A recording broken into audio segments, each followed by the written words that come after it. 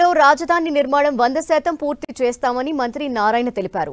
రాజధానిలో ప్రభుత్వ భవనాల్ని పరిశీలించిన ఆయన నేలపాడులోని ఎన్జీఓ, గెస్టెడ్ ఆఫీసర్లు, క్లాస్ 4 ఉద్యోగుల క్వార్టర్స్ నిర్మాణ పనులపై అధికారుల్ని అడిగి తెలుసుకున్నారు. 3 ముక్కలాట పేరుతో గత ప్రభుత్వం రాష్ట్రాన్ని విధ్వంసం చేసిందని మండిపడ్డారు. అభివృద్ధిపై అవగాహన లేకపోవడంతోనే గత 5 ఏళ్లు రాజధాని నిర్మాణం ఆలస్యం అయిందన్నారు.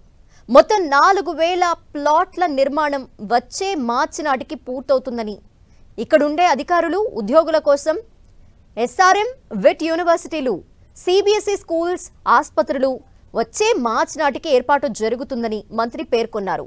భవనాలు పూర్తయ్యే నాటికి అన్ని వసతులు కల్పిస్తామన్నారు.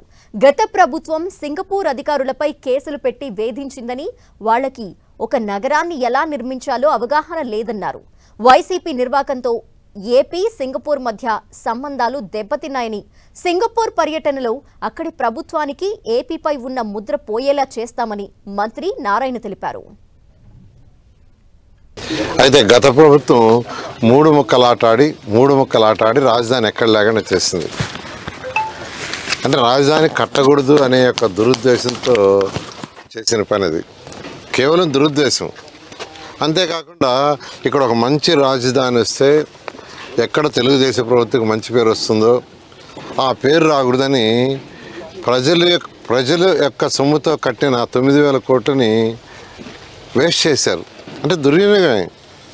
ప్రజల సొమ్ము ఎప్పుడూ దుర్వినియోగం చేయకూడదండి. కానీ గత ప్రభుత్వం అన్ని అవకతవకలు, ఆర్థిక వ్యవస్థను చిన్నాభిన్నం చేసింది, అమరావతి క్యాపిటల్ చిన్నాభిన్నం చేసింది, ఈ విధంగా పోలవరాన్ని చిన్నాభిన్నం చేసింది. 21 టవర్స్లో 9 టవర్స్ పూర్తి అయిపోయినాయి. మిగతా టవర్స్ పార్షియల్గా పెండింగ్ ఉన్నాయి. మొత్తం 273 స్లాబ్స్ వేయాల్సి ఉంటే అందులో 68 మాత్రమే గ్యాప్ ఉన్నాయి. ఇవన్నీ కూడా డిసెంబర్ ఎండింగ్కి పూర్తి అయ్యేటట్టుగా యాక్చువల్గా వాళ్ళు ప్లాన్ చేస్తున్నారు.